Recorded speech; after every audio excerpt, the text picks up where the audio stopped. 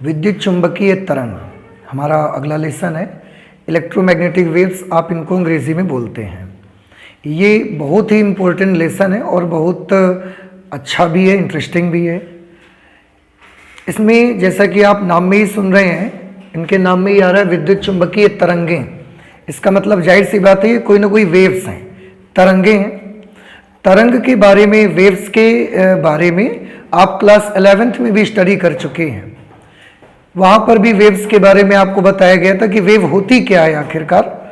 तो आपने पढ़ा था वेव एक प्रकार का डिस्टरबेंस है, एक प्रकार का विक्षोभ है। जैसे कि आप एक रस्सी लेते हैं बड़ी लंबी सी, और उस रस्सी में एक तरफ पकड़ करके उसको और ऐसा आप झटका मार देते हैं। तो जैसे ही आप झटका मार देते हैं तो रस्सी में आपने क्या क्रिएट कर दिया? आंसर, रस्सी में आपने एक डिस्टरबेंस क्रिएट कर दिया, एक विक्षोभ उत्पन्न कर दिया। और वो डिस्टरबेंस आप देखते हैं कि किस तरीके से रस्सी में हम जब रस्सी को पकड़कर उसको ऐसा झटका मार के छोड़ देते हैं, तो रस्सी में तो हमने जिस जगह पकड़ा हुआ था वहां पर हमने डिस्टरबेंस बना दिया, वहां पर हमने डिस्टरबेंस क्रिएट कर दिया। लेकिन हम क्या देखते हैं कि वो डिस्टरबेंस वो एक वेव की फॉर्म में एक जगह से दूसरी जगह तक ऐसे चल के पहुंच जाता है। और वेव में एक जगह से दूसरी जगह तक डिस्टरबेंस के फॉर्म में कौन जाता है? तो दो चीजें आपको बताई गई, एक ऊर्जा और दूसरा संवेग। कि जब भी कहीं तरंग एक स्थान से दूसरे स्थान तक चलती है तो उसके साथ एनर्जी का संचरण होता है, ऊर्जा का संचरण होता है, और वो डिस्टरबेंस की फॉर्म में। ये रस्सी में मैंने बताया, पानी में भी ऐसा है।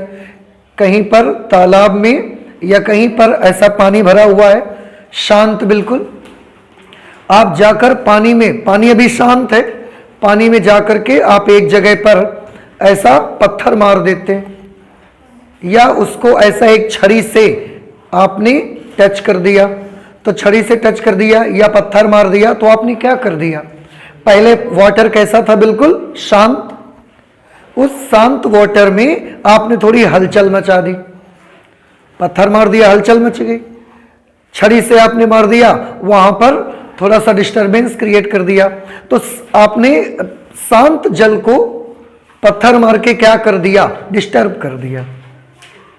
तो उसमें एक डिस्टरबेंस क्रिएट होता है, एक विक्षोभ पैदा होता है, और हम देखते हैं कि वो विक्षोभ कैसा लहरों की तरह, लहरों के रूप में ऐसा आगे चला जाता है।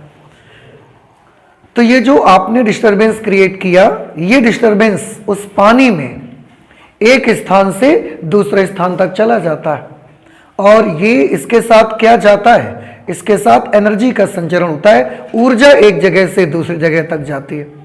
आपने ये भी पढ़ा कि पानी में जब आपने डिस्टरबेंस क्रिएट किया तो क्या उस जगह का पानी वहां चला जाएगा? तो वाटर नहीं जाता।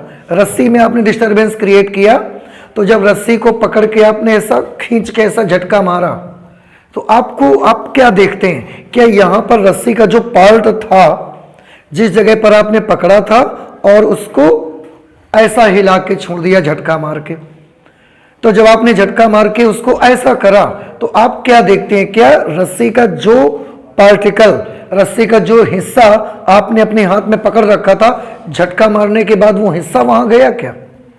वो हिस्सा नहीं गया। केवल क्या चीज गई? रस्सी यहां से वहां नहीं गई। केवल हमने जो उसमें डिस्टरबेंस क्रिएट किया, हमने जो उसमें विक्षोभ पैदा किया, वो यहां से वहां चला जाता है। और वो विक्षोभ के साथ किस चीज का संचरण होता है? ऊर्जा का, एनर्जी का। ऐसे ही पानी में भी अगर शांत जल में आपने पत्थर मारा, तो जिस जगह पर आपने पत्थर मारा है, क्या वहां का पानी बह के दूसरी जगह चला जाता है? तो पानी नहीं जाता दूसरी जगह। वाटर अपनी जगह पर ही रह करके ऐसा ऊपर नीचे वाइब्रेट करता है। तो पानी एक जगह से दूसरी जगह नहीं जाता। तो फिर कौन सी चीज है जो ऐसा हमको जाती हुई दिखती है? तो ये ऊर्जा है। जो डिस्टरबेंस आपने क्रिएट किया, ये डिस्टरबेंस एक जगह से दूसरी जगह तक चल के जाता है, और वो अपने साथ एनर्जी ले जाता है। ये सब हमने वेव के बारे में और इससे जुड़ी हुई बहुत सारी चीजें क्लास 11th में पूरी डिटेल में स्टडी की हुई है हम लोगों ने। ठीक है। वेव को भी हमने मेनली दो पार्ट में डिवाइड किया था, तरंगों को। तरंग का एक पार्ट क्लासिफिकेशन ये था कि मेनली तरंगें दो प्रकार की होती हैं। एक वो तरंग एक जगह से दूसरी जगह तक उसमें एनर्जी जाएगी ही, अब ये तो आपको क्लियर है, डिस्टरबेंस जाएगा ही, लेकिन जिस मटेरियल में हम उसको उत्पन्न करेंगे वो मटेरियल वहां तक नहीं जाएगा चल के। रस्सी नहीं जाएगी, पानी नहीं जाएगा, पानी वहीं रहेगा, केवल डिस्टरबेंस एनर्जी लेके चला जाएगा। तरंगों को जो हमने दो पार्ट में डिवाइड किया मेनली वो ये थी कि हमने देखा कि कुछ तरंगें ऐसी हैं जिनको एक जगह से दूसरी जगह तक जाने के लिए माध्यम की आवश्यकता होती है। मीडियम नहीं होगा तो वो एक जगह से दूसरी जगह तक चल के नहीं जाएंगे। जैसे पानी में उत्पन्न तरंगें, पानी में उत्पन्न तरंगों में पानी है तो चल के जा रही है ना। रस्सी में उत्पन्न तरंगें, रस्सी है तो तरंग चल रही है ना उस पर। हम जो बोलते हैं और आपके कान तक ये जो वेव पहुंचती है ये ध्वनि तरंगें हैं, और ध्वनि तरंगों को चलने के लिए भी, उनको भी एक स्थान से दूसरे स्थान तक संचरित होने के लिए भी माध्यम की आवश्यकता होती है। अगर बीच में मीडियम नहीं होगा तो ये तरंगें एक स्थान से दूसरे स्थान तक संचरित नहीं हो सकती। बात समझ रहे हैं? जैसे पानी की तरंगें हैं, पानी में हमने डिस्टरबेंस क्रिएट किया तो पानी के जो पार्टिकल हैं, पानी उस तरंग के लिए एक माध्यम है, और माध्यम के जो कण हैं वो ऐसा वाइब्रेट करते हैं और तरंग आगे जाती है। रस्सी में हमने तरंग उत्पन्न किया, डिस्टरबेंस क्रिएट किया, तो रस्सी के जो पार्टिकल हैं वो भी ऐसा वाइब्रेट करते हैं, कंपन करते हैं, और तरंग आगे बढ़ जाती है, एनर्जी आगे बढ़ जाती है। जब हम बोलते हैं तो ये ध्वनि ऊर्जा है, ये आपके कान तक पहुंचती है। कैसे कान तक पहुंच गई? तो जब जहां पर हमने बोला यहां से आपके कान तक के बीच में एक माध्यम है, एयर पार्टिकल्स हैं, वायु के कण हैं। तो जब हम बोलते हैं तो जब हमने यहां पर बोला तो यहां पर वायु के कण कंपन करना शुरू कर देते हैं। जब यहां पर वायु के कण कंपन करना शुरू कर देते हैं, उनमें एनर्जी होती है, वो एनर्जी बगल वाले को ट्रांसफर हो जाती है, वो भी कंपन करना शुरू कर देता है, वो उसके बगल वाले को ट्रांसफर हो जाती है, उसके बगल वाला कंपन करना स्टार्ट कर देता है, और इस तरह से माध्यम, कौन माध्यम रहा यहां पर? वायु के कण, और उस माध्यम में तरंग संचरित होके आप तक पहुंच जाती है। इन वाली तरंगों को हम बोलते हैं मैटेरियल वेव्स। कौन सी वेव बोलते हैं? मैटेरियल वेव, ठीक है। और एक प्रकार की और भी तरंगें हमने पढ़ी जिनको चलने के लिए, एक स्थान से दूसरे स्थान तक पहुंचने के लिए उनको माध्यम की जरूरत ही नहीं पड़ती। माध्यम हो या ना हो, वो एक स्थान से दूसरे स्थान तक चली जाएंगी, उनको कोई फर्क ही नहीं है, उनको चलने के लिए माध्यम की आवश्यकता होती ही नहीं है।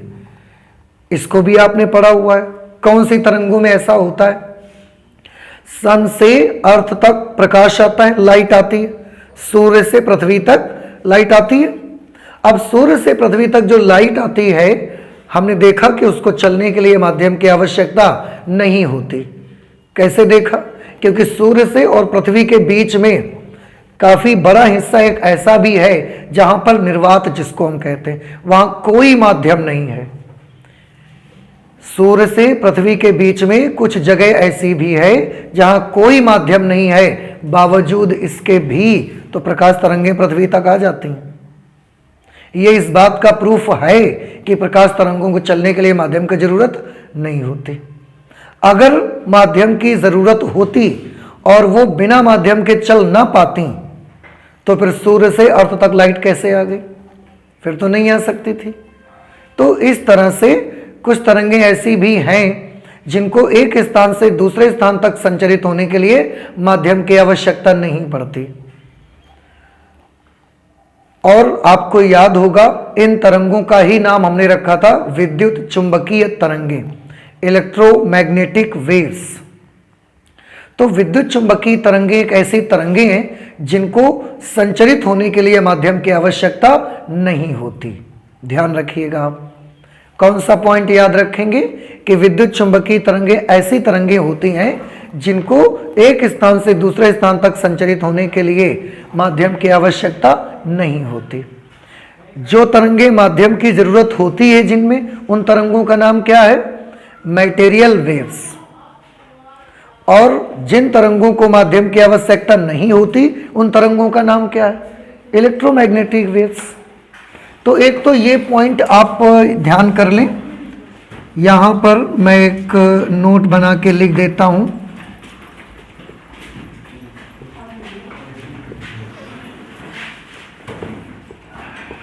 विद्युत चुंबकीय तरंगों के संचरण के लिए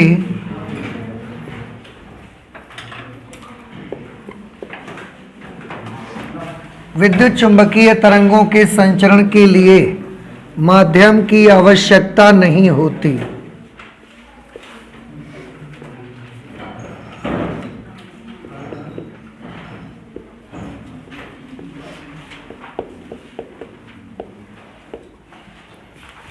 तो जो इलेक्ट्रोमैग्नेटिक वेव्स होती हैं, हम उन तरंगों को बोलते हैं जो एक जगह से दूसरी जगह तक चल के जाती हैं, लेकिन उनको मीडियम की ज़रूरत नहीं होती। मीडियम है तो भी चली जाएंगी, अगर नहीं है तो चली जाएंगी, कोई प्रॉब्लम नहीं है। तो ऐसी वेव्स को हमने नाम रखा विद्युत चुंबकीय तरंगे। अब प्रॉब्लम ये आई कि जब बात ये हुई कि विद्युत चुंबकीय तरंगे ऐसी तरंगे हैं जिनको चलने के लिए माध्यम की जरूरत ही नहीं है। तो अभी तो हम तरंग की डेफिनेशन क्या देख रहे थे? अभी तो हम तरंग की परिभाषा ये देख रहे थे कि तरंग एक प्रकार का माध्यम में उत्पन्न किया हुआ डिस्टरबेंस है, और ये डिस्टरबेंस एक स्थान से दूसरे स्थान तक चलता है और माध्यम के कण कंपन करते हैं। समझ आ रहा है आपको? माध्यम के कण क्या करते हैं? कंपन भी करते हैं। इसमें तरंग एक जगह से दूसरी जगह तक माध्यम में चलती है और माध्यम के कण वाइब्रेट करते हैं। अब प्रॉब्लम ये आई कि ये जो विद्युत चुंबकीय तरंगे हैं, इनको चलने के लिए माध्यम की जरूरत नहीं है। माध्यम जहां पर नहीं है वहां पर भी ये तरंग चल रही है। तो ऐसा कैसे हो सकता है? क्योंकि तरंग तो एक डिस्टरबेंस होता है, और जब ये डिस्टरबेंस एक जगह से दूसरी जगह तक चलता है तो उसमें माध्यम के कण कंपन करते हैं। अब ऐसे कैसे हो सकता है कि वेव एनर्जी एक जगह से दूसरी जगह तक चल के जाए और कोई कंपन ना करे? क्योंकि उनको तो माध्यम की जरूरत ही नहीं है। अगर मीडियम नहीं है तो वाइब्रेशन कौन करेगा? ऑसिलेशन कौन करेगा? कंपन कौन करेगा? ये एक बड़ी प्रॉब्लम आई। तो इसको भी बताया गया कि विद्युत चुंबकीय तरंगे जो होती हैं, इनमें माध्यम की जरूरत नहीं है, इसलिए कंपन माध्यम के कण नहीं करेंगे इस पे। विद्युत चुंबकीय तरंगों में बताया यह गया कि विद्युत और चुंबकीय दो क्षेत्र होते हैं। इनकी स्टडी आप कर चुके हैं। आप इलेक्ट्रिक फील्ड भी पढ़ चुके हैं, आप मैग्नेटिक फील्ड भी पढ़ चुके हैं। तो विद्युत चुंबकीय तरंगों में विद्युत क्षेत्र और चुंबकीय क्षेत्र कंपन करते हैं। समझ आया? फिर से पदार्थिक जो तरंगे होती हैं, मैटेरियल वेव्स, उनमें कौन कंपन करता है? आंसर है माध्यम के कण कंपन करते हैं। विद्युत चुंबकीय तरंगों में कौन कंपन करता है? आंसर है विद्युत और चुंबकीय क्षेत्र कंपन करते हैं। कुछ बात समझ में आ रही है? फिर से एक बार सुनिए। जो हमने मैटेरियल वेव्स आपको बताया, पदार्थिक तरंगे जो होती हैं, उनमें तरंग जब एक जगह से दूसरी जगह तक चलती है, डिस्टरबेंस चलता है, तो कौन वाइब्रेशन करता है? कौन कंपन करता है? आंसर है माध्यम के कण कंपन करते हैं। जब विद्युत चुंबकीय तरंग, क्योंकि इसको तो माध्यम की जरूरत ही नहीं है, तो जब विद्युत चुंबकीय तरंगे एक जगह से दूसरी जगह तक चलती हैं, तो इसमें कौन कंपन करेगा? क्योंकि डिस्टरबेंस मतलब किसी न किसी का तो कंपन चाहिए। डिस्टरबेंस, विक्षोभ, उसमें कोई ना कोई तो कंपन करेगा। अब यहां माध्यम ही नहीं है तो फिर कंपन कौन करेगा? तो उसके लिए आपको बताया गया कि विद्युत चुंबकीय तरंगों में विद्युत क्षेत्र और चुंबकीय क्षेत्र, ये दो प्रकार के फील्ड होंगे और यही कंपन करेंगे। समझ आ रही है कुछ बात आपको? विद्युत चुंबकीय तरंगों में विद्युत क्षेत्र और चुंबकीय क्षेत्र दो प्रकार के क्षेत्र होंगे और ये वाइब्रेट करेंगे। और आप ये भी जानते हैं कि विद्युत क्षेत्र और चुंबकीय क्षेत्रों के पास ऊर्जा होती है। हमने उस ऊर्जा को विद्युत क्षेत्र में भी कैलकुलेट किया, और जब चुंबकीय क्षेत्र के बारे में पढ़ा तो यहां भी कैलकुलेट किया। विद्युत और चुंबकीय क्षेत्रों के पास ऊर्जा होती है। तो जब विद्युत चुंबकीय तरंगें चलती हैं तो उनमें विद्युत और चुंबकीय क्षेत्र कंपन करता है, और क्योंकि उसके पास ऊर्जा होती है तो वो कंपन के जरिए से वो ऊर्जा एक स्थान से दूसरे स्थान तक पहुंच जाती है। अब माध्यम की जरूरत पड़ी क्या आपको? जरूरत ही नहीं पड़ी। मटेरियल वेव्स में मैटर पार्टिकल, जो पदार्थ के कण होते हैं, वो वाइब्रेट करते थे, तब ऊर्जा एक जगह से दूसरी जगह तक चल के जाती थी। विद्युत चुंबकीय तरंगों में विद्युत क्षेत्र और चुंबकीय क्षेत्र कंपन करते हैं, और विद्युत और चुंबकीय क्षेत्रों के पास ऊर्जा होती है, और वो ऊर्जा एक जगह से दूसरी जगह तक संचरित होकर पहुंच जाती है। इन्हीं को बोलते हैं विद्युत चुंबकीय तरंगें। तो सबसे पहले इस लेसन में हमने जो इलेक्ट्रोमैग्नेटिक वेव्स की डेफिनेशन ही लिखेंगे कि होती क्या है आखिरकार विद्युत चुंबकीय तरंगें। तो इनको हम शॉर्ट में ईएम वेव्स भी कहते हैं, इलेक्ट्रोमैग्नेटिक वेव्स। परिभाषा में लिखा, विद्युत चुंबकीय तरंगों में एक स्थान से दूसरे स्थान तक ऊर्जा का जो संचरण होता है, एनर्जी का जो प्रोपेगेशन होता है, वो विद्युत तथा चुंबकीय क्षेत्रों के कंपनों के रूप में होता है। देखा आपने, हमने क्या लिखा परिभाषा में? विद्युत चुंबकीय तरंगों में, फिर से मुझे बताएं, विद्युत चुंबकीय तरंगों को चलने के लिए माध्यम की जरूरत है क्या? आंसर है, इनको माध्यम की जरूरत नहीं है। अगर माध्यम की जरूरत नहीं है तो फिर विद्युत चुंबकीय तरंगें जब चलेंगी तो इनमें कंपन कौन करेगा, दोलन कौन करेगा? आंसर है विद्युत क्षेत्र और चुंबकीय क्षेत्र। क्या इनके दोलन करने से एनर्जी चली जाएगी? आंसर है, यहां चली जाएगी। क्यों? क्योंकि इनके पास ऊर्जा होती है।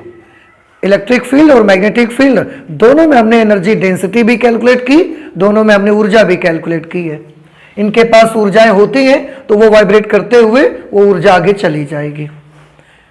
इसमें वैद्युत क्षेत्र भी कंपन करता है, चुंबकीय क्षेत्र भी कंपन करते हैं। वैद्युत क्षेत्र अगर ऐसे चल रहा है तो चुंबकीय क्षेत्र ऐसा चलता है, दोनों लंबवत चलते हैं। क्यों ऐसा करते हैं, ये सब हम स्टडी करेंगे। अभी फिलहाल के लिए देखते हैं कि विद्युत चुंबकीय तरंगों की परिभाषा ये मिली कि इनमें एक स्थान से दूसरे स्थान तक ऊर्जा का जो संचरण होता है वो विद्युत और चुंबकीय क्षेत्रों के रूप में होता है, और विद्युत और चुंबकीय क्षेत्रों के कंपनों के रूप में होता है। ये वाइब्रेशन करते हैं और एनर्जी की वजह से आगे बढ़ते चले जाते हैं, एनर्जी को ले जाते हैं, और इनको हम बोलते हैं विद्युत चुंबकीय तरंगें। हमने यहां पर एक नोट लिखा है कि विद्युत चुंबकीय तरंगों के संचरण के लिए माध्यम की जरूरत नहीं रहती है। हमको माध्यम नहीं है ये तब भी चली जाएंगी, और माध्यम है तो भी चली जाएंगी, और अगर माध्यम है तो उसको प्रभावित भी नहीं करती, उसको अफेक्ट भी नहीं करती, उस पर कोई प्रभाव नहीं डालती हैं तरंगें। तो इनको हम बोलते हैं विद्युत चुंबकीय तरंगें। हालांकि विद्युत चुंबकीय तरंगों का एग्जिस्टेंस हमारी लाइफ में बहुत पहले से रहा है। विद्युत चुंबकीय तरंगों के बारे में जो डिटेल में बताया सबसे पहले, वो एक वैज्ञानिक थे जिनका नाम था मैक्सवेल। क्या नाम था उनका? मैक्सवेल। तो मैक्सवेल ने इसके बारे में बताया हुआ था विद्युत चुंबकीय तरंगों के बारे में। लेकिन जब मैक्सवेल ने जब तक नहीं बताया था, उसके पहले भी हम लोग इलेक्ट्रोमैग्नेटिक वेव्स का एग्जिस्टेंस जानते थे कि वो तरंगे यहां पर हैं, इस दुनिया में हैं, हमारे इस आसपास एटमॉस्फेयर में हैं। लेकिन उनका कोई हमें ज़्यादा एक्सपीरियंस नहीं था, उनके बारे में ज़्यादा हम जानते नहीं थे, उनका हमने नाम नहीं रखा हुआ था। मैक्सवेल ने उनको बड़ा डीपली स्टडी किया, बहुत अच्छे से अध्ययन किया इसके बारे में, और उन्होंने उनका नाम भी बनाया, और पूरा विद्युत चुंबकीय तरंगों का एक स्पेक्ट्रम आपको पढ़ने को मिलेगा इसमें। हम लोग कैसे जानते थे कि पहले से ये तरंगें? हम लोगों को बस इतना ही मालूम था कि इस प्रकार का कुछ है, लेकिन विद्युत चुंबकीय तरंगें हैं ये ऐसा हमको कुछ नहीं पता था। जैसे मैं आपको बताऊं कि ये जो नेचर है ना, नेचर ने भाई किसी भी चीज को समझने के लिए, उसको पहचानने के लिए आपको सेंसर चाहिए। जैसे ये तरंगें होती हैं ना, इनको पहचानने के लिए, इनको समझने के लिए अभी आपको सेंसर चाहिए। सेंसर मतलब एक ऐसी चीज जो इनको सेंस कर सके, जो इनको समझ सके कि यहां पर ये चीज है। इनको इसके लिए क्या चाहिए, सेंसर चाहिए हमको। तो एक्चुअली क्या होता है कि नेचर ने हमारी बॉडी में भी कई सेंसर लगा के भेजे हुए हैं। हमको जब उसने बनाया नेचर ने, तो हमारी बॉडी में कई सेंसर लगा के भेजे। सेंसर क्या, सेंसर लगा के भेजे मतलब कि ये जिनको आप ज्ञानेंद्रियां कहते हैं, सेंस ऑर्गन्स जिनको कहते हैं, ज्ञानेंद्रियां बोलते हैं, ये सेंसर हमारी बॉडी पे लगाए गए।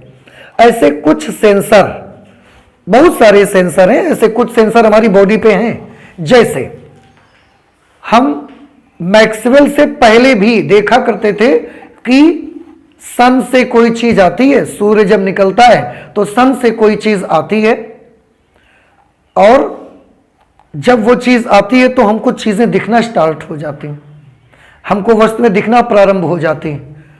और रात में जब सन छुप जाता है शाम के, उसके बाद हमको वो सब चीजें दिखना बंद हो जाती हैं। तो बल्ब से, सन से कोई चीज तो ऐसी आती है जिसकी वजह से हमको ये चीजें दिखती हैं। हमारी बॉडी में ये वाली चीज को सेंस करने के लिए एक सेंसर है, और वो है हमारी आईज, आंखें हैं। आप सोचें, अगर हम आंखों को बंद कर लें तो हमारी बॉडी में और भी सेंसर हैं। हमारी नोज है, हमारी टंग है, हमारी स्किन है, हमारी ईयर्स हैं। अगर आपकी आंखें बंद कर दी जाएं तो क्या आप लाइट को सेंस कर सकते हैं? आपकी आंखों में बड़ी जोर से ऐसे पट्टी बांध दी जाए और इसके बाद आपको कहा जाए कान खुले रखिए, फिर बल्ब जलाया जाएगा, सन निकलेगा, आप जान जाएंगे? आप नहीं जान सकते। आपसे कहा जाएगा अच्छे से नाक को खुला रखिएगा और कोशिश करिए पहचानने की कि क्या लाइट आई, आंखें बंद हैं आपकी, तो आप नाक से पहचान जाएंगे सूंघ करके कि लाइट आ गई? आप नहीं जान सकते।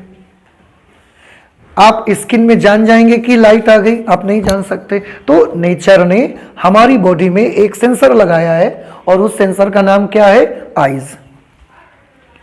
और वो आईज किसको सेंस करती थी? लाइट वेव्स को, प्रकाश तरंगों को सेंस करती थी।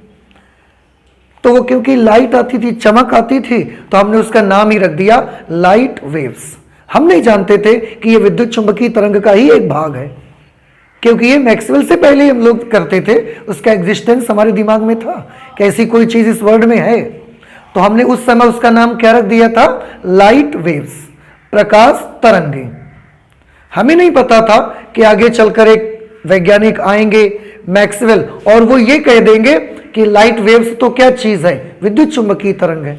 ये हमको पहले नहीं पता था, लेकिन हमको हमारे अनुभव के आधार पर, एक्सपीरियंस के आधार पर जो भी हमको पता चलता था, हम वहां पर उसका नाम रख देते थे बस। तो इस वाली वेव का हमने क्या नाम रख दिया था? Light waves. सैकड़ों सालों चलता रहा, सभी लोग बोलते रहे कि लाइट वेव्स हैं। ऐसे ही और एक तरह की वेव्स हमको मिली। कैसे? हमारे घर में एक रेडियो होता है, हमने देखा कि रेडियो हमने ऑन किया और उसमें से साउंड आना शुरू हो गया, उसके स्पीकर में से आवाज आना स्टार्ट हो गई। कहां से कोई चीज, हम चारों तरफ रेडियो के देखते हैं, रेडियो के चारों तरफ घूम के देखते हैं, कोई चीज हमको नहीं दिखती। आखिर कौन सी चीज है जो रेडियो में हमारे आई और उसने स्पीकर को चला दिया, बड़ी जोर से उसमें करंट पैदा कर दिया? स्पीकर कैसे चलेगा? जब कहीं से करंट मिलेगी उसको, तब तो चलेगा ना। तो हम रेडियो रखे हुए हैं, हमने जैसे ही ऑन किया, अब हम उसके चारों तरफ घूम घूम के देखते हैं, कोई नई चीज मुझको नहीं दिखती। हमें नहीं दिखता कि चारों तरफ से कोई चीज आ रही है, तो हमारी आंखों से नहीं दिखता। अब आप देखें, आपकी आंखों से अब नहीं दिख रहा है आपको। उसके बावजूद भी रेडियो का स्पीकर बजता है, उसमें गाना आता है, उसमें न्यूज आती है, सारा कुछ उसमें बोलता है। लेकिन क्या रेडियो में कभी आपको दिखा कि देखो ये उधर से एक चीज आई है और इसकी वजह से रेडियो बज रहा है? कभी दिखा आपको? नहीं दिखा। लेकिन रेडियो तो बजता है, कोई चीज तो आई ना उसके भीतर। ऐसा नहीं हो सकता किसी भी चीज का बजना, बेल का बजना। मोबाइल फोन में आप देखते हो, आपका मोबाइल फोन रखा हुआ है, आपने उसको टच नहीं किया, किसी ने उसको टच नहीं किया, किसी ने उसको छुआ नहीं, फिर भी पता नहीं कौन सी चीज है, एक चीज कहीं से आती है हमारे मोबाइल फोन में और मोबाइल फोन के अंदर लगे इलेक्ट्रॉन को हिलाती है बड़ी जोर से, और उसके साथ हमने एक घंटी लगाई है तो बड़ी जोर से घंटी बजती है। घंटी का बजना एक मैकेनिकल वर्क है, यांत्रिक कार्य है, अपने आप नहीं बज सकती। आपके स्कूलों में घंटी बजती है, अपने आप से बजती है कभी? अपने आप से तो नहीं बजती, एक मैकेनिकल वर्क है, किसी ने तो किया वो काम। लेकिन क्या आप देख पाए? मोबाइल ऐसे रखा था, किसी ने उसको टच नहीं किया, किसी ने उसको ध्यान भी नहीं दिया, और अचानक से पता नहीं कौन सी चीज आई, और न सिर्फ आई, उसने उसके अंदर लगा एक LCR सीरीज सर्किट लगा हुआ है, रिसीवर सर्किट, उसके इलेक्ट्रॉन को बड़ी जोर से वाइब्रेट कराना स्टार्ट कर दिया। वाइब्रेट हुआ, उसके साथ हमने एक घंटी लगा के रखी, घंटी बजती है, हमको सुनाई देती है, आप सबको सुनाई देती है, और आप नकार नहीं सकते कि नहीं ऐसा तो नहीं होता। तो क्या दिखा कुछ आते हुए मोबाइल में कि वो आया कोई चीज बड़ी दूर से, ऐसा छत से, दरवाजे से, और मोबाइल के अंदर घुस गया और उसने जाके घंटी बजा दिया? देखा कभी आपने? नहीं देखा ना, फिर भी बजती है घंटी। And ringing the bell is the mechanical work, अपने आप नहीं हो सकता कुछ भी। कोई चीज तो आई, लेकिन कसम से वो ऐसी चीज है जो हमारी आंखें सेंस नहीं कर पा रही हैं। लाइट को हमारी आंख देख लेती थी, हमारी आंखें सेंस नहीं कर पा रही हैं, but there is again a sensor in our body, that is our ears, वो उसको सेंस करते हैं। अब हम आपके कान बंद कर दें कस के, कान में ऐसा कुछ लगा दें, एक भी साउंड ना जाए, और अब हम आपको बोले आंखें खुली रखो, घंटे का बजना समझ जाओगे आप नहीं समझ सकते। क्यों? क्योंकि नेचर ने हमें हर काम के लिए अलग सेंसर दिया है। लाइट को सेंस करने के लिए हमारे पास क्या सेंसर है? आंखें। साउंड को सेंस करने के लिए हमारे पास क्या सेंसर है? कान। ठीक है, लेकिन कुछ तो है, हमको दिखता नहीं है पर वो काम करता है। तो क्योंकि सबसे पहले उससे हमारा रेडियो बजा, हमने नाम रखा कि कोई वेव है, कोई तरंग है जो आई, और उसने रेडियो के भीतर लगे LCR सीरीज सर्किट के इलेक्ट्रॉन को चलाया, करंट बनी, करंट बनने से स्पीकर बजा। तो हमने उसका नाम ही रख दिया, क्योंकि मैंने बोला कि तब हमको इतना अंदाजा नहीं था कि आगे चलकर कोई आएगा और ये बता देगा, नहीं आप जिनके नाम ये 10 नाम रख रहे हो, आप जिनके अलग अलग नाम रख रहे हो, यही तो है इलेक्ट्रोमैग्नेटिक वेव्स। हम तो जगह देखकर उसका नाम रख देते थे। तो क्योंकि उससे सबसे पहले हमारा रेडियो बजा, इसलिए हमने उसका नाम रख दिया रेडियो तरंगे। हमने बोला कि रेडियो तरंगे आती हैं, वो रेडियो के LCR सीरीज सर्किट के इलेक्ट्रॉन को वाइब्रेट कराती हैं, उसके साथ लगा स्पीकर बजना लगता है, तो हमने उनका नाम क्या रख दिया? रेडियो तरंगे। ठीक है, चलता रहा पढ़ाई हमारी, कोई प्रॉब्लम नहीं हुई। ऐसा ही और हमने सेंस किया। देखिए, आप किचन में जाते हैं, हमको कुछ दिखाई नहीं देता, एक जगह पर हम जाते हैं और ऐसा हाथ करते हैं, तो हम क्या देखते हैं? हमारे हाथ में बड़ा गरम गरम लगता है। अब हम समझ जाते हैं कि यहां पर एक तवा रखा है और बहुत गर्म है वो।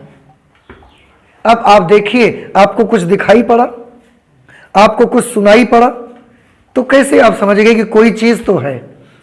आप स्किन से इस बार समझ गए। तो हमारी बॉडी में लगा तीसरा सेंसर काम करने लगा। कौन सा सेंसर इस बार काम कर रहा है? स्किन।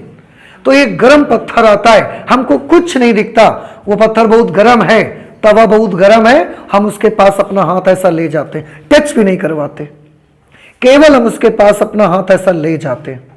जैसे ही हम हाथ उसके अपना हाथ उसके पास ले जाते हैं, हमको गरम गरम लगता है, हमको वो लगता है कि ये चीज बड़ी हॉट है, और हमको हीट का फील होता है कि ये बहुत गरम गरम लग रही है।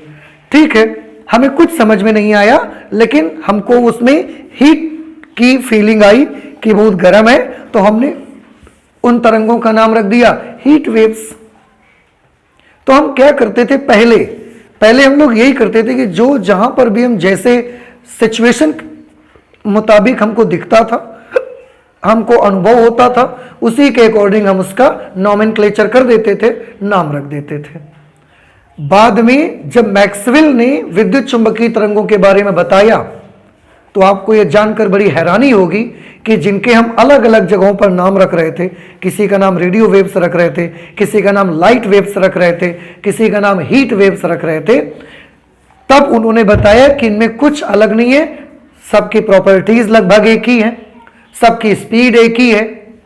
और उन्होंने बताया कि ये जो अलग अलग नाम आपने बनाए हुए हैं, ये अलग अलग नाम अलग नहीं है, ये सब एक ही चीज के पार्ट हैं, ये पूरा एक ही फैमिली है। और उस फैमिली का नाम उन्होंने रख दिया विद्युत चुंबकीय तरंगे, इलेक्ट्रोमैग्नेटिक वेव्स। सबका नेचर एक जैसा, सबकी स्पीड एक जैसी, इफेक्ट और सोर्स थोड़े से अलग अलग हैं उनके, लेकिन नेचर सबका एक जैसा मिला हमको। तो ऐसी तरंगों का नाम विद्युत चुंबकीय तरंगे रखा। और इनमें इलेक्ट्रिक और मैग्नेटिक फील्ड वाइब्रेट करते हुए एक जगह से दूसरी जगह तक जाते हैं। इनको चलने के लिए माध्यम की जरूरत नहीं पड़ती। ये होती है विद्युत चुंबकीय तरंगे। आगे और डिटेल में पढ़ेंगे, लेकिन अब फिर से वापस आ जाते हैं। मैंने अभी आपको बताया कि जो अलग अलग आपने बहुत सारे नाम रखे हैं ना, ये कुछ अलग नहीं है, ये सब विद्युत चुंबकीय तरंगे ही हैं, सब इलेक्ट्रोमैग्नेटिक वेव से ही हैं। ये विद्युत और चुंबकीय तरंगे के बाद इसमें एक आर्टिकल हमको मिलता है विस्थापन धारा। विस्थापन धारा के बारे में भी मैक्सवेल ने ही डिस्कस किया, उन्होंने ही बताया। और विस्थापन धारा का जब डेफिनेशन आई, विस्थापन धारा का जब आर्टिकल आया, मैं आपको बताऊं, इससे पहले भी हम लोग करंट पढ़ते थे। ऐसा नहीं था कि इससे पहले हमने करंट नहीं पढ़ा। पूरा फर्स्ट पार्ट कंप्लीट होने को है और पूरे फर्स्ट पार्ट में करंट ही तो पढ़ते हैं हम लोग, समझ रहे हैं। तो करंट की परिभाषा हमने पहले भी पढ़ी थी। एक करंट और आ गई, इसका नाम क्या रखा गया, विस्थापन धारा। तो जब परिभाषा करंट की बनाई गई, मैक्सवेल ने देखी, तो करंट की जो भी डेफिनेशन हमने बना के रखी थी, वो पूरा हमारा कॉन्सेप्ट ही हिला के उन्होंने रख दिया। वो पूरा का पूरा कॉन्सेप्ट ही हिला के उन्होंने रख दिया हमारा, कि करंट की जो डेफिनेशन हम बना के रखे थे, उसका बिल्कुल रूप ही बदल दिया उन्होंने। तो हम ये सोचने पर मजबूर हो गए कि करंट की जो डेफिनेशन तो फिर हमने पहले से बनाई थी, क्या वो परिभाषा गलत थी। तो मैक्सवेल ने बताया कि उन्होंने उसको गलत साबित नहीं किया। उन्होंने बोला गलत नहीं है, लेकिन आपको जरूरत है इसको थोड़ा सा इंप्रूव करने की। वो परिभाषा थोड़ी सी अधूरी है, उसमें और संपूर्णता लाने के लिए उन्होंने डिस्प्लेसमेंट करंट के बारे में बताया, विस्थापन धारा के बारे में उन्होंने बताया कि जो परिभाषा धारा की आप पहले से बताते आ रहे हैं, पढ़ते आ रहे हैं, उसको गलत नहीं है वो परिभाषा, वो सही है, लेकिन उसमें थोड़ी सी डेफिनेशन में इनकम्प्लीशन है, थोड़ी सी परिभाषा में अधूरापन है, और समय समय पर उसको हमको अपडेट करने की जरूरत है। तो मैक्सवेल ने जब ये परिभाषा बताई, तो उनका कहना था कि परिभाषा में थोड़ा सा बदलाव लाने की आवश्यकता है। बाकी जो परिभाषा आप लोगों ने पहले बनाई वो भी गलत नहीं है, और उसलिए उन्होंने जो नई धारा बनाई उसका नाम रखा डिस्प्लेसमेंट करंट। क्या थी ये डिस्प्लेसमेंट करंट, इसके बारे में थोड़ा सा समझते हैं, और एग्जामिनेशन में इसका आर्टिकल बहुत पूछा जाता है। इसके लिए हमने यहां पर एक फिगर बना के रखा हुआ है। इसमें ये दो मेटेलिक प्लेट्स हमने लगाई हुई हैं। ये हमने धातु की दो प्लेट्स लगाई हैं, मेटल प्लेट्स। ये धातु की दो प्लेट्स हमने लगा के रखी हुई हैं, और दोनों प्लेट्स का कांटेक्ट एक ऐसे सोर्स से हमने कर दिया है, प्रत्यावर्ती धारा स्रोत।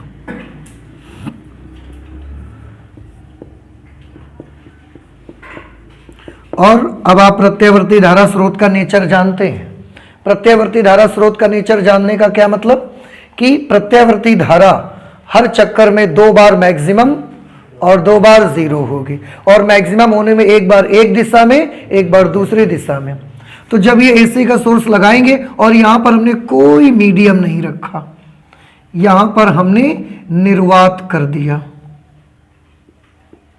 वैक्यूम कर दिया हमने, यहां कोई मीडियम हमने नहीं रखा, ना पार्टिकल है एयर के, कुछ भी नहीं है, यहां पर निर्वात उत्पन्न कर दिया।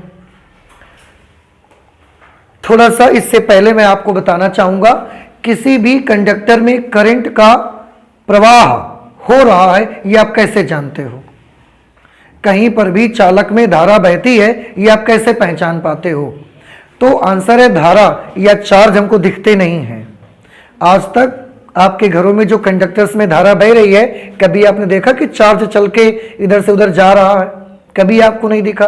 तो आप करंट उसमें बह रही है कैसे पहचानते हो? तो आंसर हमारा ये है कि हम किसी भी लाइन में, किसी भी कंडक्टर में करंट फ्लो हो रही है, इसको हम इसके लिए भी सेंसर लगाते हैं, उसको हम एक्सपीरियंस करते हैं। हम कुछ चीजें देखते हैं और वो हमको बताती हैं कि नहीं करंट है। जैसे हमने एक तार खींचा, एक लाइन खींची और उसके दूसरे सिरे पर जाकर हमने एक बल्ब लगा दिया। तो जैसे हम स्विच ऑन करते हैं, अगर बल्ब जला, इसका क्या मतलब है? करंट है। और बल्ब नहीं जला का क्या मतलब है? करंट नहीं है। अगर बल्ब अच्छा है तो बल्ब डैमेज नहीं होना चाहिए। बल्ब भी डैमेज हो, तुम स्विच ऑफ कर रहे हो, स्विच ऑन कर रहे हो, कुछ दिखेगा नहीं आपको। लेकिन ये एक हमारा देखने का तरीका है कि अगर कंडक्टर में करंट है तो हम लोग कैसे पहचान लेते हैं?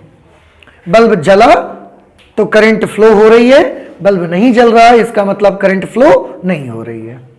लेकिन चार्जेस दिखे क्या? आवेश दिखा आपको चलता हुआ? आपको नहीं दिखा। हमने ऐसे ही बहुत तरीके लगाए हैं, बहुत तरीके हमने देखे हैं जिनसे हम करंट का पता लगाते हैं।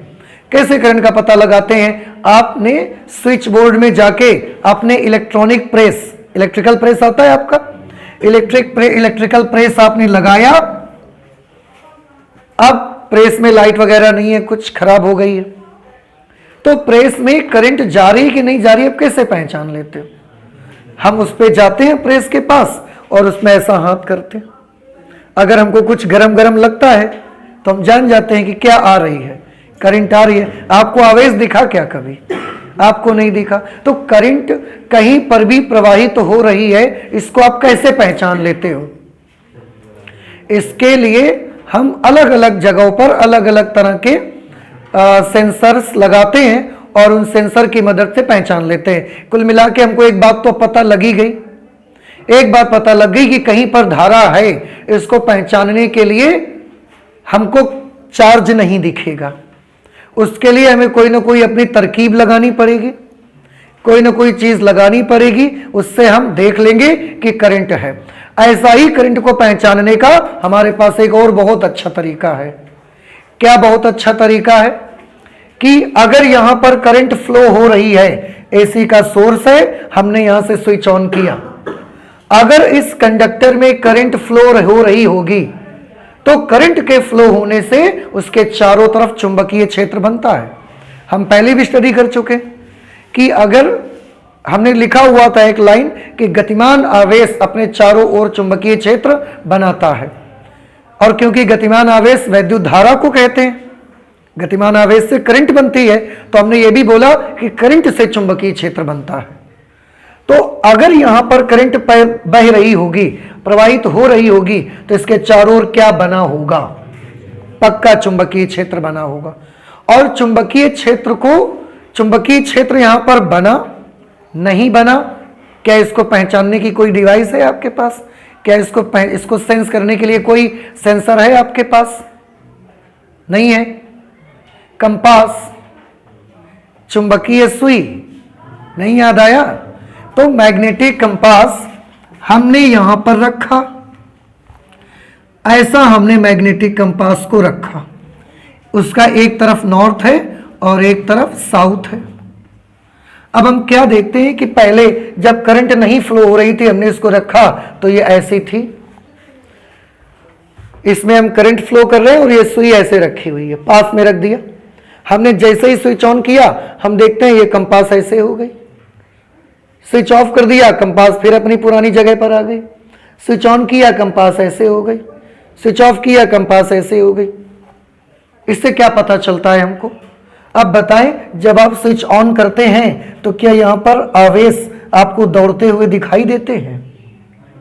नहीं दिखाई देते। लेकिन ये सुई, जिसको हम चुंबकीय सुई कहते हैं, कंपास कहते हैं, स्विच ऑन करते ही वो ऐसा लंबवत हो जाती है, फिर ऐसे हो जाती है, फिर ऐसे लंबवत हो जाती है, फिर ऐसे स्विच ऑफ करके हो जाती है।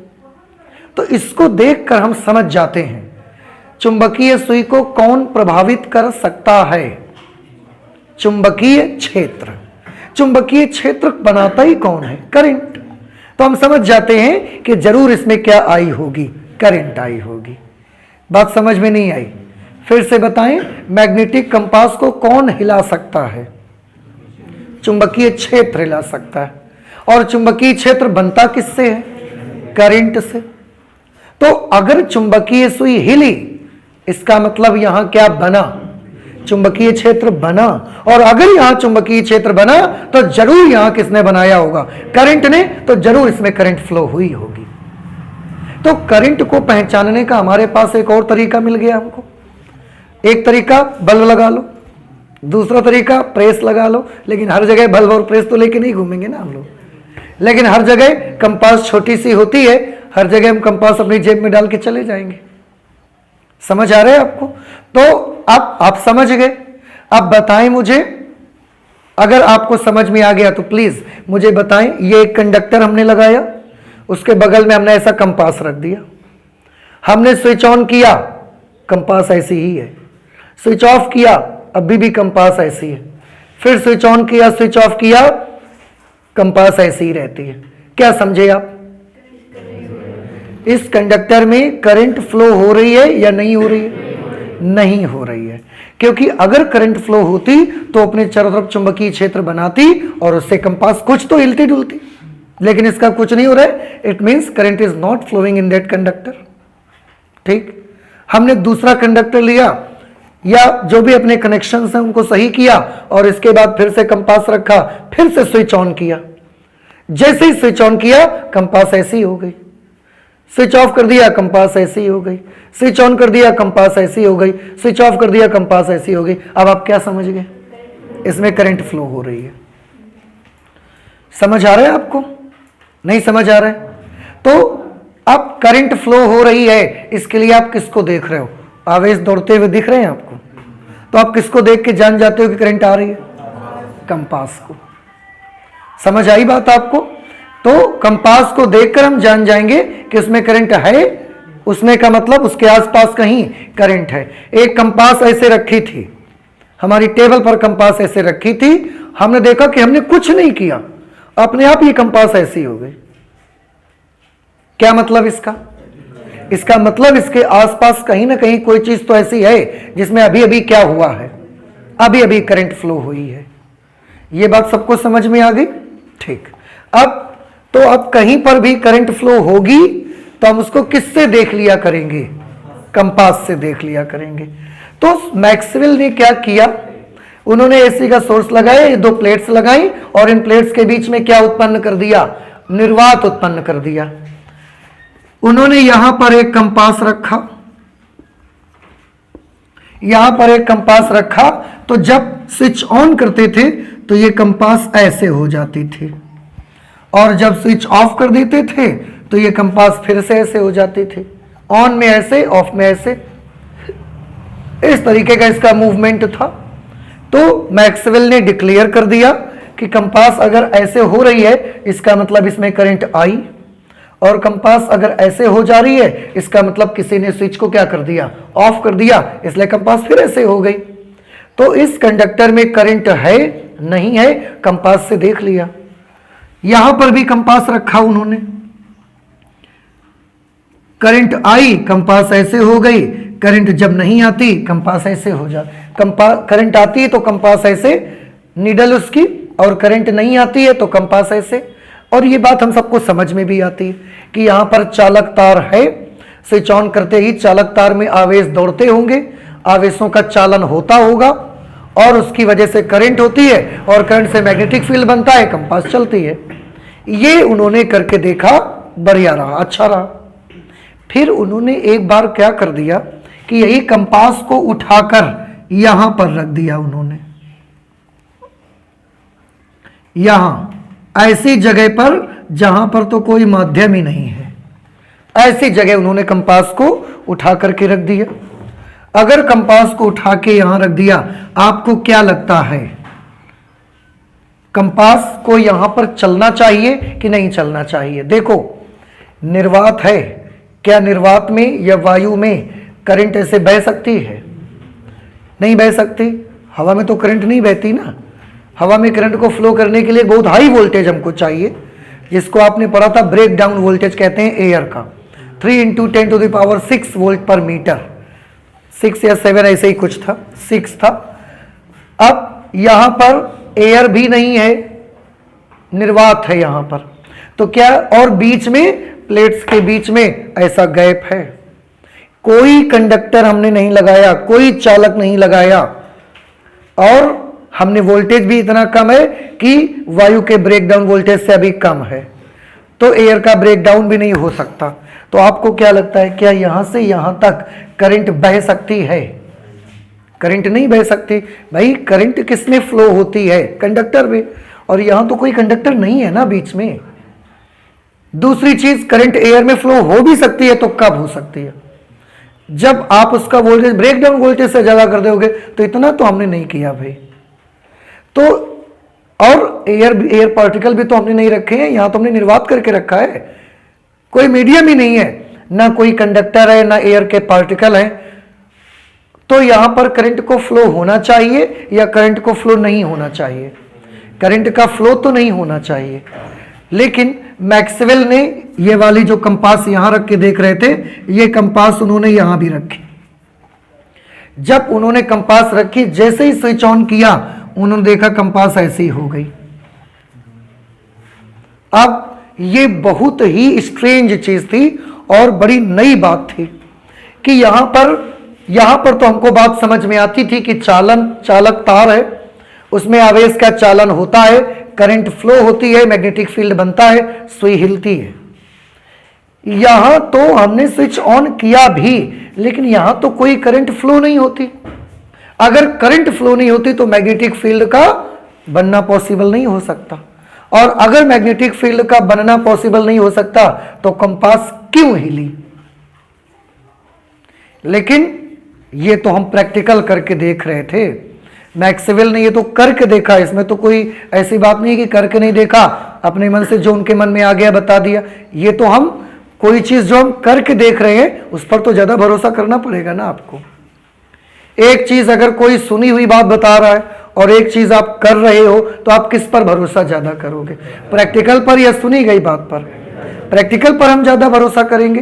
तो क्योंकि मैक्सवेल ने यहां देखा कि यहां करंट को प्रवाहित करने के लिए कोई चीज हमने नहीं लगाई, बावजूद इसके हम जब यहां पर कंपास रखते हैं तो वो कंपास की सुई हिलती डुलती है, वो कंपास की सुई चलती है। चलती है का मतलब क्या है? यहां चुंबकीय क्षेत्र बना, और चुंबकीय क्षेत्र कैसे बनता है? करंट से। तो यहां करंट बनी, हमें नहीं पता कैसे बनी, क्यों बनी, ये सब हम नहीं जानते, लेकिन हम तो बस इतना जानते हैं कि चुंबकीय सुई अगर हिली है, इसका मतलब है यहां पर पक्का क्या बनी होगी, कन्फर्मली यहां पर करंट बनी ही होगी। अब आप इसको नकार नहीं सकते, क्योंकि आप ही ने हमको बोला है कि करंट को पहचानने का आपके पास क्या तरीका है। कंपास रखो, अगर चल जाए समझो करंट भाई, तो हमने तो रखा, चल गई। अब आप ना तो नहीं कर सकते ना कि नहीं नहीं नहीं ऐसा मत करो, इसको बदल दो नियम। आप ये तो नहीं कर सकते ना कि नियम बदल दो, कंपास के चलने से करंट बहेगी, ये निश्चित नहीं है। अब आप ऐसा नहीं कर सकते। तो कंपास चली, इसका मतलब करंट फ्लो हुई। लेकिन क्या ये वाली करंट, यहां पर जो करंट है वो कैसी करंट है? इसमें करंट आवेशों के चलने से बन रही है। क्या यहां पर भी आवेश इधर से इधर चल के गया जो करंट बनी? चल के नहीं गया। चल के जाने के लिए उसको कंडक्टर चाहिए, और यहां पर कोई कंडक्टर लगा नहीं है, तो आवेश तो चल के नहीं गया, लेकिन बावजूद उसके करंट बनी। तो यहां करंट कैसे बनती है? आवेश के चालन से। यहां करंट कैसे बनी? आवेश नहीं चला, करंट फिर भी बनी। तो मैक्सवेल का यह कहना था, क्योंकि आपने यहां एसी सोर्स लगाया है, और एसी सोर्स में प्लेटों के बीच का वैद्युत क्षेत्र बड़ी तेजी से बदलता है, बहुत तेजी से परिवर्तित होता है। आपने देखा है, ग्राफ भी हमने बनाया था। एक बार जब ये पॉजिटिव और ये प्लेट नेगेटिव होगी तो वैद्युत क्षेत्र ऐसा बनेगा, फिर एक बार जब ये पॉजिटिव होगी और ये प्लेट नेगेटिव होगी तो इलेक्ट्रिक फील्ड ऐसा बनेगा। तो प्लेट्स के बीच इलेक्ट्रिक फील्ड बड़ी तेजी से ऐसा ऐसा ऐसा परिवर्तित होता है। परिमाण और दिशा दोनों बदलते हैं उसके। तो मैक्सवेल का यह कहना था कि दोनों प्लेट्स के बीच में वैद्युत क्षेत्र के परिवर्तन की वजह से, वैद्युत क्षेत्र के समय के साथ जो परिवर्तन होता है उसकी वजह से यहां पर करंट बनती है, और उस करंट का ही उन्होंने क्या नाम रखा था? विस्थापन धारा। विस्थापन धारा क्यों नाम रखा गया? इसलिए क्योंकि यहां पर जो करंट बनती है वो किसकी वजह से बनती है? आवेश के चालन के कारण। यहां पर करंट, आवेश का चालन नहीं हो रहा है, उसके बावजूद भी यहां करंट बन रही है। मतलब आवेश के चालन के बावजूद भी यहां करंट बनती है, मींस यहां के बदले में यहां भी करंट बनती है। यहां आवेश का चालन होता है तब बनती है, यहां वैद्युत क्षेत्र का परिवर्तन होता है तो बनती है, लेकिन करंट बनती है। तो क्योंकि इस वाली करंट में हमने देखा कि आवेश के चालन से नहीं, वैद्युत क्षेत्र के परिवर्तन से बनती है, लेकिन करंट के बदले में करंट मिलती है यहां पर आपको। और ये आप पहले भी पढ़ चुके हो कि एक ब्रांच में अगर यहां पर करंट फ्लो हो रही है, यहां पर करंट फ्लो हो रही है, तो उसकी हर जगह करंट का फ्लो होना जरूरी है। आपने पढ़ा है ना कि एक ब्रांच अगर यहां से यहां तक है, यहां अगर 2 एम्पियर, यहां भी 2 एम्पियर, यहां भी 2 एम्पियर, यहां भी 2 एम्पियर, पढ़ा है ना किरचॉफ्स लॉ में आपने। तो ऐसा कैसे हो सकता है कि करंट यहां फ्लो होगी, यहां फ्लो होगी, और ये पूरी एक ही तो ब्रांच है? आप करंट यहां बह रही, यहां बह रही, यहां नहीं बह रही, आप ऐसा कैसे कह सकते हो? पूरी एक ही तो ब्रांच है ये, और एक ही ब्रांच के प्रत्येक बिंदु पर करंट बहती है सेम। तो आप ये कैसे कह सकते हो कि ये एक ब्रांच है लेकिन करंट यहां फ्लो होती है, यहां फ्लो होती है, यहां नहीं फ्लो होती? आप ये तो कह नहीं सकते। तो यहां पर भी करंट बनती है, इस करंट के बदले में एक दूसरी करंट यहां पर बनती है। और आपको पता है जब किसी के बदले में, जब किसी की जगह पर कोई चीज बनती है तो हम उसको डिस्प्लेसमेंट बोलते हैं। डिस्प्लेसमेंट का मतलब एक के स्थान पर दूसरा। इसीलिए यहां जो करंट बनी उसका नाम हमने रख दिया डिस्प्लेसमेंट करंट, और हिंदी में उसका नाम हमने बता दिया विस्थापन धारा। तो क्या आप विस्थापन धारा को समझ पाए? यहां पर जो करंट बनती है क्या यह विस्थापन धारा है ना? तो इस धारा का क्या नाम है? इस धारा का नाम है चालन धारा। क्यों? क्योंकि यह आवेशों के चालन से बनती है। यहां पर जो धारा, इसका नाम बताओ, चालन धारा। चालन धारा क्यों नाम रखा बताइए? क्योंकि ये कंडक्टर में आवेश के चालन से बनती है, इसलिए हमने उसका चालन धारा नाम रख दिया। चालन धारा को हम IC से प्रदर्शित करते हैं। I करंट के लिए है और C किसके लिए? कंडक्शन के लिए। Current due to conduction of charges, आवेशों के चालन के कारण जो धारा बनती है वो चालन धारा हो गई। और यहां पर जो धारा बनी उसका नाम हमने क्या रखा? डिस्प्लेसमेंट करंट, तो ID रखा गया उसका नाम। और यह धारा किसकी वजह से बनती है बताएं? आवेश के चालन से बनती है क्या? Answer is no. तो किससे बनती है? आंसर है प्लेट्स के बीच में वैद्युत क्षेत्र में बड़ी तेजी से परिवर्तन होता है समय के साथ, उसकी वजह से एक धारा उत्पन्न होती है, और उस धारा का हमने क्या नाम रखा? विस्थापन धारा। और क्या ये सब मनगढ़ंत कहानी बना ली हमने अपने आप से? तो कैसे स्टार्ट हुआ? मैक्सवेल ने कंपास को यहां रख दिया, तब से स्टार्ट हुआ।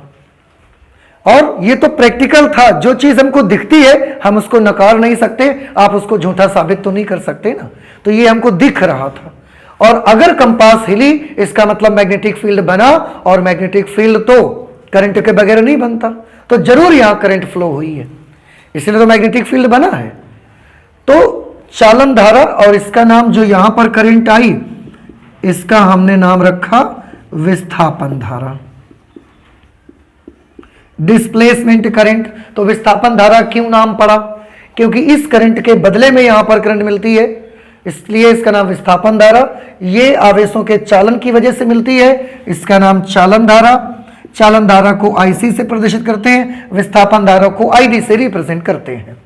और अब हमारी पूरी बात भी क्लियर हो गई। देखो पहले हम क्या बोलते थे? पहले हम बोलते थे कि ये एक ब्रांच है, किसी ने बोला क्या ये सर्किट की एक ब्रांच है, तो आप बोलते थे हाँ सर्किट की एक ब्रांच है। फिर हमने बोला ब्रांच के हर बिंदु पर करंट कैसी होनी चाहिए, आपने बोला बराबर। फिर हमने पूछा यहां पर बताओ, तो आप हमको बताते थे यहां तो करंट नहीं है। तो आपकी बात गलत नहीं हो रही है, लेकिन अब हमारी ये बात सही हो गई। कैसे? पूरी एक ब्रांच है, यहां पर भी करंट है, यहां पर भी करंट है, यहां। अब हम ये नहीं कहते कि यहां करंट नहीं है, हर जगह ब्रांच के हर पॉइंट पर करंट आपको मिलेगी ही। समझ आ रही बात? तो ये विस्थापन धारा बनी। विस्थापन धारा की परिभाषा हमने कैसे बनाई? किसी स्थान पर समय के साथ वैद्युत क्षेत्र के परिवर्तन के कारण, समय के साथ क्या होता है, वैद्युत क्षेत्र में बड़ी तेजी से परिवर्तन होता है, उसके कारण एक वैद्युत धारा उत्पन्न होती है, उसे विस्थापन धारा कहते हैं। यह विस्थापन धारा भी वे सभी प्रभाव प्रदर्शित करती है जो मुक्त आवेश की गति से उत्पन्न चालन धारा प्रदर्शित करती है। इसके सारे इफेक्ट्स वही है। हीटिंग इफेक्ट भी दिखाती है, केमिकल इफेक्ट भी इससे हम करा सकते हैं चेंज करके इसको, और लाइट वाला इफेक्ट भी हमको मिलता है।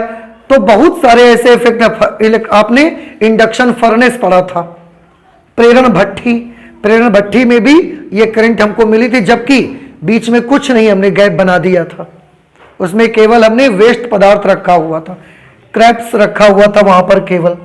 तो चालन धारा प्रदर्शित करते, सेम वही सारे इफेक्ट इसके होते हैं जो हमारी चालन धारा के होते हैं। इसे किससे प्रदर्शित करते हैं हम? आईडी से प्रदर्शित करते हैं। आई होप कि अब आपको विस्थापन धारा के बारे में कुछ बातें समझ में आई। नहीं समझ में आई बात आपको? तो जहां पर कंडक्टर है वहां पर कौन सी करंट? चालन धारा। और जहां पर कंडक्टर नहीं है, अगर वहां करंट मिल रही तो वो कौन सी धारा, और वो किसकी वजह से बन रही होगी? जरूर वो वैद्युत क्षेत्र के परिवर्तन के कारण बन रही होगी। बातें समझ आ रही हैं? अच्छा, अब एक चीज और देखिए, सर्किट में टोटल करंट कितनी होगी अगर हम पूछें तो आपको? परिपथ में कुल धारा,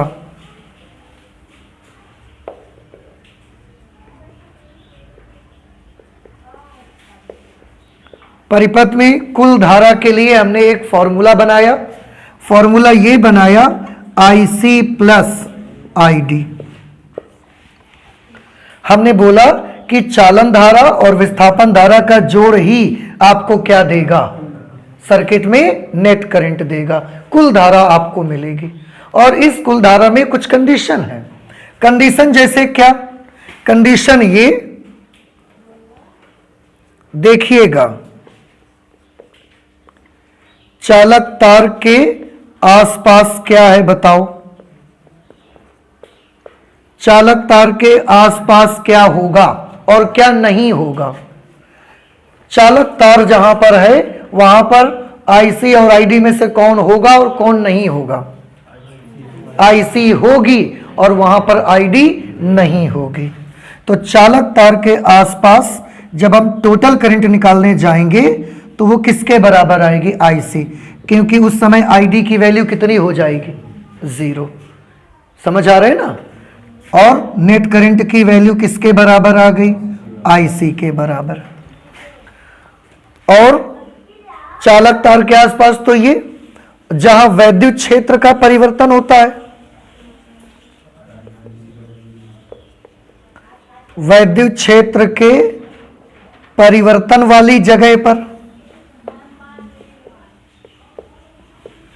परिवर्तन वाली जगह पर करंट की वैल्यू बताइए। जैसे यहां पर वैद्युत क्षेत्र परिवर्तित हो रहा है तो यहां पर कौन सी धारा है, कौन सी नहीं है? यहां पर IC का मान कितना है? 0, और ID फुल मिलेगी आपको। इस तरीके से सर्किट में जो टोटल करंट उस समय होगी वो ID के बराबर होगी। समझ आ रहा है आपको? तो हमारे परिपथ में कुल धारा IC प्लस ID। कंडक्टर है तो उसके आसपास ID 0 होगी, IC केवल मिलेगी, तो I बराबर IC। जहां वैद्युत क्षेत्र का परिवर्तन हो रहा है, कंडक्टर नहीं है, वैद्युत क्षेत्र के परिवर्तन वाली जगह पर जहां चालक तार नहीं है तो वहां IC 0 हो जाएगी, ID पूरी मिलेगी। और एक चीज देखिए कितनी इंटरेस्टिंग, आपको याद होगा श्रेणी क्रम में धारा का क्या होता है, सीरीज में करंट का क्या रूल बनाते हैं आप? अगर ऐसा श्रेणी क्रम में वायर लगी हुई है तो करंट हर जगह डिवाइड हो जाती है कि हर जगह एक जैसी रहती है? हर जगह एक जैसी रहती है। तो अब आप देखो यहां से लेकर यहां तक पूरा ये कौन से क्रम में है?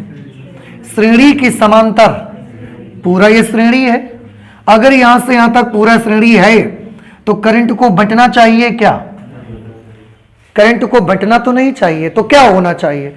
हर जगह करंट की वैल्यू एक जैसी होनी चाहिए। अब यहां पर करंट क्या है? IC। यहां पर करंट क्या है? IC। और यहां पर करंट क्या है? तो आपको क्या लगता है क्या होना चाहिए? क्या IC और ID बराबर होने चाहिए या इनकी वैल्यूज अलग अलग होनी चाहिए? बराबर होना चाहिए। सीरीज का रूल हमारा यही कहता है कि अगर यहां से यहां तक ये सब पार्ट सीरीज में जुड़े हुए हैं तो हर जगह करंट की वैल्यू एक जैसे बिल्कुल होनी चाहिए। यहां पर करंट IC है, यहां करंट ID है, तो दोनों को आपस में कैसा होना चाहिए? बराबर होना चाहिए। तो ये एक बड़ा इंपॉर्टेंट पॉइंट हमको मिला, that IC should be equal to ID। मतलब चालन धारा किसके बराबर होनी चाहिए? चालन धारा विस्थापन धारा के बराबर होनी चाहिए। ये चीज आपको समझ आ गई कि क्यों हमने बराबर क्यों कर दिया, वो आपको अब समझ में आ गया। एक चीज और कि क्योंकि इसके बारे में बताया किसने था? मैक्सवेल ने। तो अब बात ये आई कि चालन धारा के तो फॉर्मूले हमने पढ़े हुए हैं, कंडक्शन करंट का हमने फॉर्मूला पढ़ा है। देखो मैं आपको बता दूं, IC का हिंदी नाम तो आप जानते ही हैं, चालन धारा। अंग्रेजी में इसको क्या बोलेंगे? अंग्रेजी में इसको बोलेंगे current due to conduction, current due to conduction of charges, आवेशों के चालन के कारण। क्यों बताया? क्योंकि आई के साथ CM क्यों लगा रहे हैं? कंडक्शन की वजह से। ID को अंग्रेजी में डिस्प्लेसमेंट करंट या करंट ड्यू टू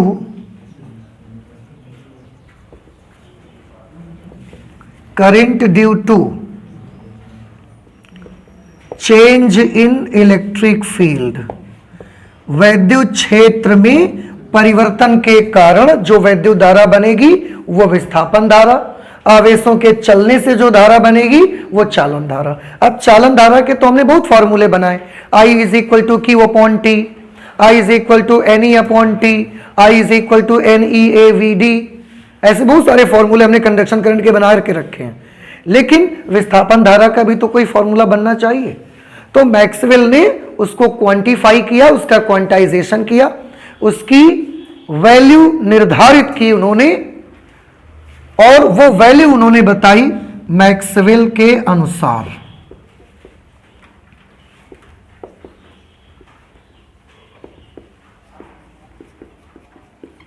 मैक्सवेल के अनुसार विस्थापन धारा की जो क्वांटिटी निर्धारित की गई वो epsilon naught into D phi E upon D T.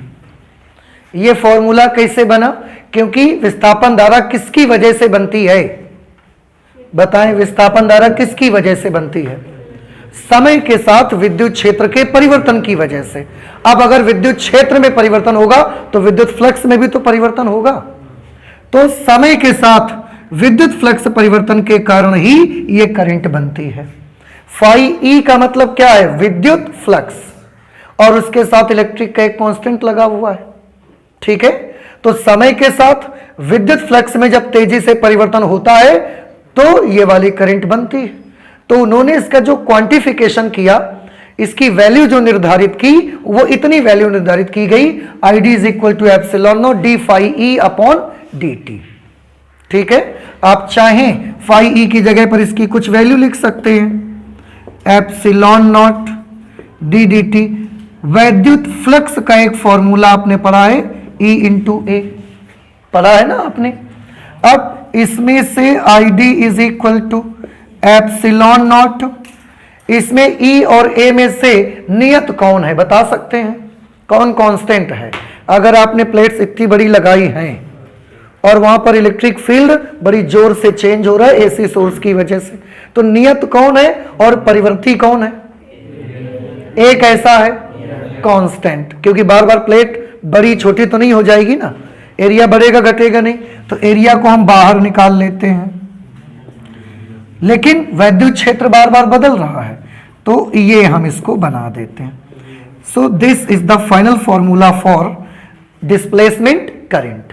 ये फॉर्मूला मैक्सवेल ने बनाया और इस फॉर्मूले में हमको दिखता भी है, देखो आपको भी दिखा, समय के साथ वैद्युत क्षेत्र के परिवर्तन से ये धारा बन रही है। ई क्या है? वैद्युत क्षेत्र। तो dE अपॉन dt का क्या मतलब होता है? समय के साथ वैद्युत क्षेत्र में परिवर्तन होने से ही तो करंट बन रही है। ठीक है, हमको फॉर्मूले में दिखा भी।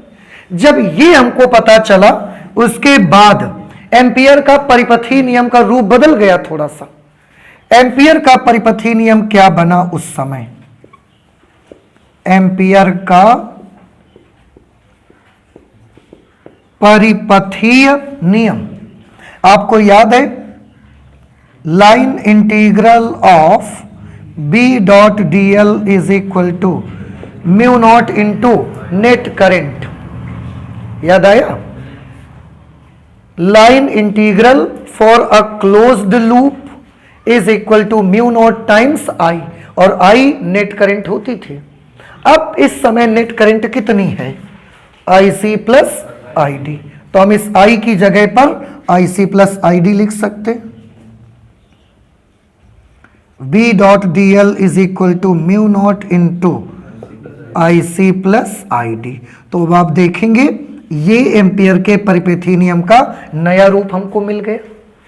और ये हम भी जानते हैं, आप भी जानते हो कि जहां पर चालक तार होगा वहां पर इनमें से कौन बचेगा, कौन खत्म हो जाएगा? IC बचेगा, ID 0 हो जाएगा। और जहां वैद्युत क्षेत्र का परिवर्तन होगा वहां पर IC 0 हो जाएगा, ID बच जाएगा। तो ये एम्पियर के परिपथी नियम का रूप बन गया। समझ आया? सॉरी। तो इस तरह से हमने आज दो चीजें स्टडी की। एक तो विद्युत चुंबकीय तरंगें क्या होती हैं, हम अपनी लाइफ में उसको लगातार सेंस भी करते हैं, लेकिन बस जानते नहीं थे उनको। ये मैक्सवेल ने सब बताया। विस्थापन धारा किसको कहते हैं वो हमने प्रैक्टिकली देखा, समझा उसको, और उसके बाद हमने डेफिनेशन बनाई और उससे रिलेटेड कुछ छोटी मोटी चीजें। ठीक है, क्या आपको समझ में आ गया? नहीं समझ आया तो प्लीज आप इससे नोट कर लीजिए।